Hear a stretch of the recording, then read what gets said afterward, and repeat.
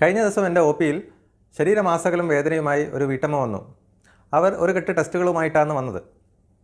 എന്നിട്ട് അവർ പറഞ്ഞു, ഡോക്ടറെ, എൻ്റെ അസുഖം ഈ ടെസ്റ്റുകളിലൊന്നും കണ്ടെത്താൻ പറ്റുന്നില്ല. എനിക്കാണെങ്കിൽ കുറേ വർഷങ്ങളായി ശരീരമാസകലം വേദനയാണ്. ഏത് തരം മരുന്ന് കുടിച്ചിട്ടും എൻ്റെ വേദനയ്ക്കൊരു മാറ്റവുമില്ല. ഞാൻ എന്താണ് ചെയ്യുക? ഇതെൻ്റെ കുടുംബജീവിതത്തെ പോലും ബാധിക്കുന്നു. നിങ്ങൾ ഇത്തരത്തിലുള്ള ആളുകളെക്കുറിച്ച് കേട്ടിട്ടുണ്ടോ? അതെ, ശരീരമാസകലം വേദനയുണ്ടാക്കുന്ന ഒരു അസുഖത്തെക്കുറിച്ചാണ് ഇന്നത്തെ എൻ്റെ ചർച്ച. ഞാൻ doctor Nishad P K, consultant pain physician, cortex spine and pain care, Eranhipalam. Fibromyalgia എന്താണ് ഈ അസുഖം? എന്തൊക്കെയാണ് ഇതിൻ്റെ പ്രത്യേകതകൾ? അതിൻ്റെ ചികിത്സാ രീതികൾ എന്തൊക്കെയാണ് എന്നതിനെക്കുറിച്ചാണ് ഇന്ന് നമ്മൾ ചർച്ച ചെയ്യുന്നത്. എന്താണ് യഥാർത്ഥത്തിൽ ഫൈബ്രോമയാൾജിയ? ഇതിൻ്റെ ഏറ്റവും വലിയ പ്രത്യേകത ശരീരം മൊത്തത്തിലുള്ള വേദനയാണ്. അതായത് 2 കൈകളിലും 2 കാലുകളിലും ശരീരം മൊത്തത്തിലുള്ള ഭാഗത്ത് വേദന അനുഭവപ്പെടും. ഇതിന് സാധാരണയായി നമുക്ക് ശരീരത്തിൻ്റെ ഏതെങ്കിലും ഒരു ഭാഗത്ത് ചെറിയൊരു വേദനയായിട്ട് തുടങ്ങിയതായിരിക്കും. ഒന്നുകിൽ ഒരു വലത്തെ കൈയോ അല്ലെങ്കിൽ കഴുത്തിൻ്റെ ഭാഗത്ത് അല്ലെങ്കിൽ നടുവിൻ്റെ ഭാഗത്ത് ഒരു വേദനയായിട്ട് തുടങ്ങി പിന്നീട് അത് മെല്ലെ മെല്ലെ ശരീരമാസകലം വ്യാപിച്ച് ശരീരം മൊത്തത്തിൽ വേദനയായി മാറുന്നു. വർഷങ്ങൾ കൊണ്ട് ഉണ്ടാവുന്നതാണ്. കഴിഞ്ഞ 4-5 വർഷമായി വേദന അനുഭവിക്കുന്നു. ആദ്യം നമുക്ക് തുടങ്ങിയത് കഴുത്ത് വേദനയായിരിക്കും. അത് കഴിഞ്ഞ് കുറച്ച് കാലങ്ങൾ കഴിഞ്ഞപ്പോൾ അതേ വശത്ത് കാലിന് വേദന തുടങ്ങി. കുറച്ച് കാലം കഴിഞ്ഞപ്പോൾ ഓപ്പോസിറ്റ് മറുവശത്തുള്ള കൈക്കും കാലിനും വേദന തുടങ്ങി. ഇത്തരത്തിലാണ് ഈ ഒരു അസുഖം ഉണ്ടാകുന്നത്. അപ്പോൾ ഒരു ഫൈബ്രോമയാൾജിയ എന്നൊരു സ്റ്റേജിൽ എത്തിക്കഴിഞ്ഞു കഴിഞ്ഞാൽ ഈ രോഗിക്ക് ശരീരമാസകലം വേദനയുണ്ടാവും. അതോടൊപ്പം തന്നെ ഒരുപാട് ബുദ്ധിമുട്ടുകൾ, അതായത് പകൽ സമയത്ത് അല്ലെങ്കിൽ എല്ലാ സമയത്തും ക്ഷീണം അനുഭവപ്പെടുക, ഒന്നിനും ഒരു ഉത്സാഹമില്ലായ്മയും ക്ഷീണവും അനുഭവപ്പെടുക, രാവിലെ എഴുന്നേറ്റ് വരുന്ന സമയത്ത് ബെഡിൽ നിന്ന് എഴുന്നേൽക്കാൻ പറ്റാത്ത അവസ്ഥ, ശരീരം മസിൽസ് എല്ലാം ടൈറ്റായി മൊത്തത്തിൽ ശരീരത്തിന് ഒരു മുറുക്കം അനുഭവപ്പെടുക, എണീറ്റ് വരാനുള്ള ബുദ്ധിമുട്ട്, വേദന മാക്സിമം അനുഭവപ്പെടുന്നത് രാവിലെ എഴുന്നേറ്റ് വരുമ്പോഴാണ്. അത് കഴിഞ്ഞ് ഒരു 1-2 മണിക്കൂർ കഴിഞ്ഞ് ജോലിയൊക്കെ തുടങ്ങി കഴിയുമ്പോൾ കുറച്ചൊരു ആശ്വാസം ഉണ്ടാവും. വേദനയല്ലാതെ മറ്റുള്ള പ്രശ്നങ്ങൾ, ഉറക്കം നഷ്ടപ്പെട്ട ഒരവസ്ഥ, അതായത് രാത്രി കാലങ്ങളിൽ ഉറക്കം കുറവായിരിക്കും, രാവിലെ എഴുന്നേറ്റാലും ഉറക്കത്തിൻ്റെ ഒരു ക്ഷീണം മാറാത്ത രീതിയിലുള്ളൊരു അവസ്ഥ, ഇത് സ്ഥിരമായിട്ടുള്ള എല്ലാ ദിവസവുമുള്ള ഒരു വേദന ആയതുകൊണ്ട് തന്നെ അവരുടെ മാനസികമായി വളരെ ബാധിക്കുന്നു. ഡിപ്രഷൻ, ആങ്സൈറ്റി തുടങ്ങിയ ബുദ്ധിമുട്ടുകൾ അവർക്കുണ്ടാകുന്നു. വീട്ടിലൊരാൾ ദിവസവും വേദന പറഞ്ഞുകൊണ്ടിരിക്കുമ്പോൾ അത് കുടുംബത്തിലെ മറ്റുള്ള ആളുകളെയും ബാധിക്കുന്നു. അപ്പോൾ വേദന ഉണ്ടാകുന്നവരുടെ കുടുംബത്തിലെ കുടുംബനാഥനാണെങ്കിലും അല്ലെങ്കിൽ മക്കളാണെങ്കിലും മറ്റുള്ള ആളുകൾക്ക് ഇതൊരു പ്രശ്നമാണ്. അപ്പോൾ അവർക്കൊരു പ്രശ്നമാവുമോ എന്നുള്ള ചിന്ത രോഗിയെ വീണ്ടും മാനസികമായി ബുദ്ധിമുട്ടുണ്ടാക്കുന്നു. ഇതാണ് ഒരു ഫൈബ്രോമയാൾജിയ എന്നറിയപ്പെടുന്ന ഈ അസുഖമുള്ള രോഗിയുടെ ഒരു സാധാരണ ജീവിതം. അപ്പോൾ എന്താണ് യഥാർത്ഥത്തിൽ ഈ അസുഖത്തിൽ എവിടെയാണ് പ്രശ്നം? ഇതൊരു പേശി വേദനയാണോ അല്ലെങ്കിൽ നമ്മുടെ ഞരമ്പിനെ സംബന്ധിക്കുന്ന ഒരു വേദനയാണോ? അതാണ് പലപ്പോഴും പലർക്കും, രോഗികൾക്ക് തന്നെ അറിയാത്ത രോഗികൾക്കും ഡോക്ടർമാർക്കും പലപ്പോഴും കൺഫ്യൂഷൻ വരുന്നൊരു ഭാഗം ഇതാണ്. എന്താണ് യഥാർത്ഥത്തിൽ ഈ അസുഖത്തിൽ സംഭവിക്കുന്നത്? സത്യത്തിൽ ഫൈബ്രോമയാൾജിയ എന്ന് പറയുന്നത് ഒരു ന്യൂറോളജിക്കൽ ഡിസോർഡറാണ്. അതായത് അത് നാഡീ സംബന്ധമായ ഒരു അസുഖമാണ്. രോഗിക്ക് വേദന ഉണ്ടാകുന്നത് ശരീരത്തിലുള്ള എല്ലാ പേശികളിലുമാണ്. പക്ഷേ അത് മസിൽസിൻ്റെ, പ്രധാനമായും പേശികളെ ബാധിക്കുന്ന അസുഖമല്ല. മറിച്ച് അത് തലച്ചോറിൽ നിന്ന്, അതായത് സെൻട്രൽ നെർവസ് സിസ്റ്റം എന്നറിയപ്പെടുന്ന നമ്മുടെ തലച്ചോറും സുഷുമ്നാ നാഡിയും അടങ്ങിയ ഭാഗത്ത് നെർവ്സിനുണ്ടാകുന്ന മാറ്റങ്ങൾ കൊണ്ടുണ്ടാകുന്ന ഒരു അസുഖമാണ് ഫൈബ്രോമയാൾജിയ. അത് തുടങ്ങാൻ കാരണം തുടക്കത്തിൽ ഇതുപോലെ വല്ല പരിക്കുകളോ അല്ലെങ്കിൽ ഏതെങ്കിലും ഒരു മസിൽസിൻ്റെയോ അല്ലെങ്കിൽ ഏതെങ്കിലും ഒരു ഡിസ്കിൻ്റെയോ ഭാഗത്തുണ്ടാകുന്ന ചെറിയ അസുഖമായിട്ടായിരിക്കും തുടങ്ങിയിട്ടുണ്ടാകുക. പക്ഷേ തുടർച്ചയായി നമ്മുടെ ശരീരത്തിൻ്റെ ഏതെങ്കിലും ഒരു ഭാഗത്ത് വേദന അനുഭവപ്പെടുകയും ആ വേദന ഈ നെർവ്സ്, നാഡികൾ വഴി സ്പൈനൽ കോഡിലൂടെ തലച്ചോറിലെത്തുന്നു. അപ്പോഴാണ് നമ്മളൊരു വേദന അറിയുന്നത്. അപ്പോൾ അത് സ്ഥിരമായിട്ടൊരു ഭാഗത്തു നിന്ന് വേദനയുടെ സിഗ്നൽസ് നമ്മൾ തലച്ചോറിലെത്തിക്കഴിഞ്ഞാൽ ആ തലച്ചോറിൻ്റെ ഭാഗത്ത്, വേദന അറിയുന്ന ഭാഗത്തും അതുപോലെ തന്നെ ഈ വേദന കൊണ്ടുപോകുന്ന സുഷുമ്നാ നാഡിയുടെ ഭാഗത്തും ചെറിയ കെമിക്കൽ ചേഞ്ചസ് വരും. അവിടെ ഉണ്ടാകുന്ന ആ മാറ്റത്തിനാണ് സെൻട്രൽ സെൻസിറ്റൈസേഷൻ എന്ന് പറയുന്നത്. അതായത് നമ്മുടെ നെർവ്സ് കൂടുതൽ സെൻസിറ്റീവ് ആവുകയാണ്.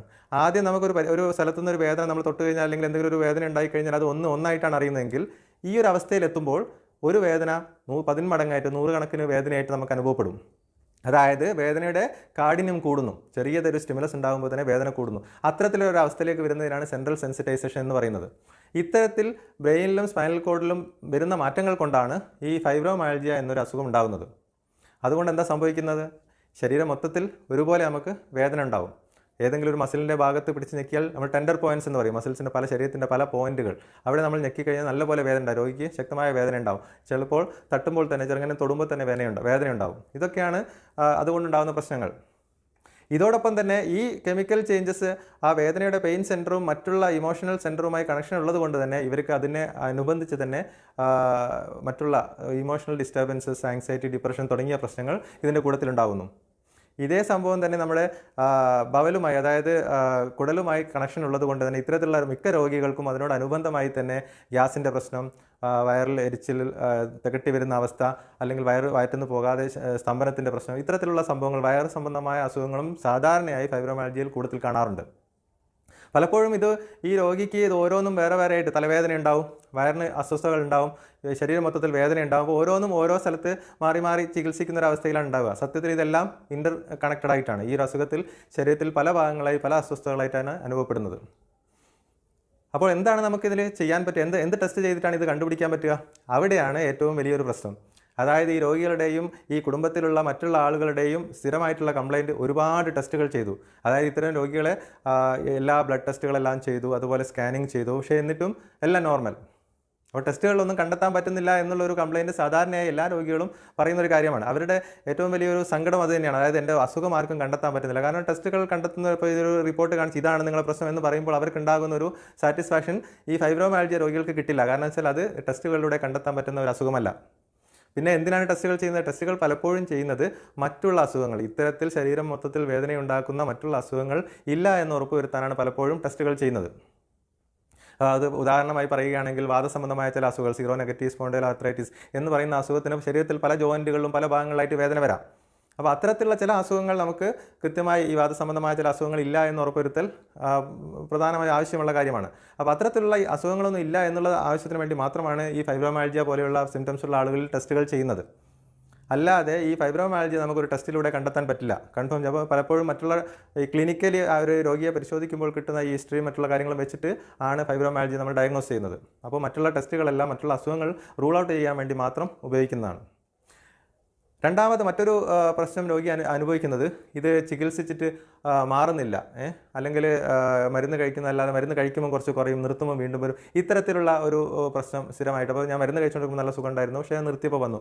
അപ്പോൾ ഇതെന്തുകൊണ്ടാണ് ഇത്തരത്തിലുള്ള പ്രശ്നം വരുന്നത്? ഇത് ഞാൻ പറഞ്ഞ പോലെ ഈ നെർവ് സംബന്ധമായ ഒരു അസുഖമായതുകൊണ്ട് തന്നെ കുറച്ച് ട്രീറ്റ്മെൻറ്റ്, ഒരുപാട് സമയം എടുക്കുന്ന ട്രീറ്റ്മെൻ്റ് ആയിരിക്കും. സാധാരണ രീതിയിൽ 1-2 മാസം കൊണ്ട് നമുക്ക് പൂർണ്ണമായി മാറ്റാൻ പറ്റുന്ന രീതിയിലുള്ള ഒരു അസുഖമല്ല ഫൈബ്രോമയാൽജിയ. അപ്പോൾ അതിൻ്റെ ചികിത്സയിൽ നമുക്ക് ഇത്തരത്തിലുള്ള കാര്യങ്ങൾ, അതായത് ഒരു മൾട്ടി ഡിസിപ്ലിനറി ട്രീറ്റ്മെൻറ്റ് എന്നാണ് നമ്മളിതിന് പറയുന്നത്. എന്തുകൊണ്ടാണെന്ന് വെച്ചാൽ ഞാൻ നേരത്തെ പറഞ്ഞ പോലെ ഇത് പല ഭാഗങ്ങളെയും, അതായത് സൈക്കോളജിക്കൽ പാർട്ട് കുടുംബത്തിനെ ബാധിക്കുന്നുണ്ട്, അതുപോലെ തന്നെ ശരീരത്തെയും ബാധിക്കുന്നുണ്ട്. ഇത് മൂന്നും കൂടി ഉണ്ടാകുമ്പോൾ പലപ്പോഴും ഇത്തരത്തിലുള്ള ആളുകൾ കുറച്ചു കാലം മാറാതെ വേദനയാകുമ്പോൾ നമ്മൾ ഒരുപാട് അബ്യൂസ് ഇവർക്ക് ഉണ്ടാവും. അതായത് ഒരു സൈക്കോളജിക്കൽ പെയിനായിട്ട് തെറ്റിദ്ധരിക്കും. ഇത് എല്ലാവരും നിനക്ക് ഒന്നുമില്ല, ടെസ്റ്റൊക്കെ നോർമലാണ്, നിനക്ക് വട്ടാണ്, അല്ലെങ്കിൽ നിൻ്റെ തലയിലാണ് എല്ലാ അസുഖവും എന്നുള്ള കമൻറ്റ്സ് അവർക്ക് സ്ഥിരമായിട്ട് കേൾക്കും. അത് ശരിക്കും മറ്റുള്ള കൂടുതൽ ഇത് ആഘാതം പിന്നെയും കൂട്ടുകയാണ്. കൃത്യമായി അവരുടെ തലച്ചോറിൽ നടക്കുന്ന കെമിക്കൽ രാസവസ്തുക്കളുടെ ചേഞ്ചസ് കാരണം ഉണ്ടാകുന്ന ഒരു അസുഖമാണ്. പക്ഷേ ടെസ്റ്റുകളിൽ കണ്ടെത്താത്തതുകൊണ്ട് മാത്രം അവർക്കുണ്ടാകുന്ന ബുദ്ധിമുട്ടുകളാണിത്. അപ്പോൾ കൃത്യമായിട്ട് ഈ ഒരു എല്ലാ കമ്പോണൻസും ഉള്ളത് കൊണ്ട് തന്നെ ഇത്തരത്തിലുള്ള രോഗികളെ ചികിത്സിക്കുമ്പോൾ നമുക്ക് മൾട്ടി ഡിസിപ്ലിനറി ട്രീറ്റ്മെൻ്റ് ആണ് ഇതിനാവശ്യം വരുന്നത്. അതായത് നമുക്ക് മെഡിസിൻസ് വേണ്ടി വരും. ഈ നെർവ് സംബന്ധമായ പ്രശ്നങ്ങൾ ശരിയാക്കാൻ വേണ്ടി മെഡിസിൻസ് വേണ്ടി വരും. അതോടൊപ്പം തന്നെ ഫിസിയോതെറാപ്പി പോലെയുള്ള ട്രീറ്റ്മെൻറ്റ്, ഒക്യുപേഷണൽ തെറാപ്പി, ഫിസിയോതെറാപ്പി പോലെയുള്ള കാര്യങ്ങൾ വേണ്ടി വരും. അതായത് ആ ശരീരത്തിലെ മസിൽസ് റിലാക്സ് ചെയ്യാനും മറ്റുള്ള കാര്യങ്ങൾ, മസിൽസിൻ്റെ ശക്തി, പേശി ശക്തി ഇമ്പ്രൂവ് ചെയ്ത് കൊണ്ടുവരാനും അത്തരത്തിലുള്ള ഇത് ആവശ്യം വരും. കൂടെ നമുക്ക് സൈക്കോളജിസ്റ്റിൻ്റെ സഹായം ആവശ്യം വരും. അതായത് ഈ കോഗ്നിറ്റീവ് ബിഹേവിയറൽ തെറാപ്പി പോലെയുള്ള ട്രീറ്റ്മെൻറ്റ് വഴി നമുക്ക് അവർക്കുണ്ടായ മാനസിക പ്രശ്നങ്ങൾ, മാനസികമായിട്ടുണ്ടാകുന്ന ബുദ്ധിമുട്ടുകൾ ഇതിൽ നിന്ന് മാറ്റിക്കൊണ്ടുവരാൻ പറ്റും. അപ്പോൾ ഇത്തരത്തിൽ പല ആംഗിളിൽ നിന്നും നമ്മൾ ട്രീറ്റ്മെൻറ്റ് എടുക്കുമ്പോഴാണ് ഈ രോഗിക്ക് മാക്സിമം ബെനിഫിറ്റ് കിട്ടുന്നത്. അത്തരത്തിലുള്ള ട്രീറ്റ്മെൻറ്റ് എടുക്കുന്ന സെൻറ്ററുകൾ കുറവായതുകൊണ്ടും അത്തരത്തിൽ ഈവൻ സൈക്കോളജിസ്റ്റിനെ കാണാം എന്ന് പറഞ്ഞാൽ പോലും പല രോഗികൾ വില്ലിങ് അല്ലാത്തത് കൊണ്ടുമാണ് നമുക്ക് യഥാർത്ഥത്തിൽ ഈ അസുഖത്തിന് പെട്ടെന്നൊരു മാറ്റം അല്ലെങ്കിൽ നല്ല രീതിയിലൊരു ശമനം കിട്ടാതെ പോകുന്നത് അതുകൊണ്ടാണ്. അപ്പോൾ എന്താണ് നമുക്ക് ഇതിൽ ചെയ്യാൻ പറ്റുന്നത്? രോഗിക്ക് തന്നെ ഒരുപാട് കാര്യങ്ങൾ ചെയ്യാൻ പറ്റും. ഒന്നാമത്തത്, ഈ അസുഖം എന്താണ്, അതിൻ്റെ പത്തോഫിസിയോളജി ഞാൻ നേരത്തെ പറഞ്ഞാൽ എന്തുകൊണ്ടാണ്, എങ്ങനെയാണ് വരുന്നത് എന്ന് മനസ്സിലായി കഴിഞ്ഞാൽ അതാണ് ഏറ്റവും പ്രധാനം. അതായത് ഇതൊരു ശരീരത്തിന് പലർക്കും ഇത് ക്യാൻസർ ആണോ അല്ലെങ്കിൽ മറ്റുള്ള അസുഖമാണോ, എൻ്റെ വേദന എന്താ മാറാത്തത് എന്നുള്ളൊരു പേടി ഉണ്ടാവും. അതാണ് നമ്മൾ ആദ്യം മാറ്റേണ്ടത്. അതായത് ഇത് ശരീരത്തിന് ഭീഷണിയായിട്ടുള്ളൊരു അസുഖമല്ല, ഇത് കൂടിയിട്ട് വേറെ എന്തെങ്കിലും ആയി മാറും, അങ്ങനത്തെ പേടിക്കൊന്നും വേണ്ട. പക്ഷേ ഇത് വേദന ഉണ്ടാക്കുന്നുണ്ട്, ശക്തമായ വേദന ഉണ്ടാക്കുന്നുണ്ട്. അപ്പോൾ നമുക്ക് വേദന മാറ്റണം. പക്ഷേ ആദ്യം നമ്മൾ മനസ്സിലാക്കേണ്ടത് ഇത് ശരീരത്തിനോ ജീവനോ ഭീഷണിയായിട്ടുള്ള ഒരു അസുഖമല്ല. അപ്പോൾ പിന്നെ നെക്സ്റ്റ് സ്റ്റെപ്പ്, നമ്മൾ ഇതിൽ നിന്ന് എങ്ങനെ പുറത്ത് കടക്കണം എന്നുള്ള രീതിയിലാണ്. അപ്പോൾ അതിന് നമുക്ക് മെഡിസിൻസ് വേണം. എന്ത് തരത്തിലുള്ള മെഡിസിനാണ്, അതായത് നെർവിൻ്റെ പ്രശ്നങ്ങൾ മാറ്റുന്ന രീതിയിലുള്ള മെഡിസിൻസ് നമ്മൾ കുറച്ച് കണ്ടിന്യൂസ് ആയിട്ട് എടുക്കേണ്ടി വരും. ചെറിയ ഡോസിൽ തുടങ്ങി മെല്ലെ മെല്ലെ കൂട്ടി കൊണ്ടുവന്നിട്ട് ഒരു ലെവലിലെത്തുമ്പോൾ നല്ലപോലെ മാറ്റം ഉണ്ടാവും. എങ്കിൽ വേദന സംഹാരികൾ കഴിച്ചിട്ടല്ല ഇതിൽ നമ്മൾ ചികിത്സിക്കുന്നത്. വേദന സംഹാരികൾ കഴിക്കുന്നതുകൊണ്ട് ഇതിന് മെച്ചം ഉണ്ടാവില്ല. അതിനേക്കാൾ കൂടുതൽ ഇത്തരത്തിലുള്ള മെഡിസിനാണ് നമുക്ക് വേണ്ടി വരിക. പിന്നെ അതിൻ്റെ കൂടുതൽ നമ്മൾ ഫിസിയോതെറാപ്പി, അതുപോലെ എക്സസൈസ് പോലെയുള്ള കാര്യങ്ങൾ, വ്യായാമം പോലുള്ള കാര്യങ്ങൾ. വ്യായാമം എന്ന് പറയുമ്പോൾ നമ്മൾ ചെറിയ രീതിയിലുള്ള എക്സസൈസ്, അതായത് ഇത്തരത്തിലുള്ള രോഗികൾ ചെറിയ നടത്തം, മോർണിംഗ് വാക്ക്, കൈ വീശി ഒന്ന് നടന്നു കഴിഞ്ഞാൽ തന്നെ ഒരുപാട് മാറ്റം ഉണ്ടാവും. നമ്മൾ മസിൽസ് എല്ലാം ഒന്ന് റിലാക്സ് ആകുമ്പോൾ തന്നെ ഒരുപാട് മാറ്റം ഉണ്ടാവും. അതുപോലെ തന്നെ എയറോബിക് എക്സസൈസ് അല്ലെങ്കിൽ നീന്തൽ പോലെയുള്ള എക്സസൈസ്, ഇത്തരത്തിലുള്ളത് ഈ രോഗികൾക്ക് പ്രയോജനം ചെയ്യും. ശരീരം മൊത്തത്തിൽ നമുക്ക് സ്ട്രെച്ച് ചെയ്യുന്ന രീതിയിലുള്ള എക്സസൈസ് എപ്പോഴും ഇത്തരത്തിലുള്ള രോഗികൾ, യോഗ പോലെയുള്ള കാര്യങ്ങളെല്ലാം ഇവർക്ക് ഹെൽപ്പ് ചെയ്യുന്നതാണ്. അതോടൊപ്പം തന്നെ നമ്മൾ മെഡിസിൻസ് എടുക്കുക, പ്ലസ് മറ്റുള്ള കാര്യങ്ങൾ, സൈക്കോളജിക്കൽ സപ്പോർട്ടും കൂടി എടുത്തു കഴിഞ്ഞാൽ നമുക്ക് ഇത്തരത്തിലുള്ള ഒരു ബയോ സൈക്കോ സോഷ്യൽ മോഡൽ ആയിട്ടുള്ള ട്രീറ്റ്മെൻറ്റ് എടുത്തു കഴിഞ്ഞാൽ രോഗിക്ക് നല്ല ആശ്വാസം ഉണ്ടാകും. ഫൈബ്രോമയാൾജിയെക്കുറിച്ച് ചെറിയ കാര്യങ്ങൾ, ഇത് മൊത്തത്തിൽ പറയാൻ ഒരു വീഡിയോ മതിയാവില്ല. പക്ഷേ എന്നാലും അതിൻ്റെ മെക്കാനിസം, ബേസിക്കായി എന്താണ് പ്രശ്നമെന്ന് നിങ്ങൾക്ക് മനസ്സിലായി എന്ന് ഞാൻ കരുതുന്നു. വേദന ഉണ്ടാക്കുന്ന മറ്റുള്ള അസുഖങ്ങളുടെ വിശേഷങ്ങളുമായി ഞാൻ വീണ്ടും വരാം.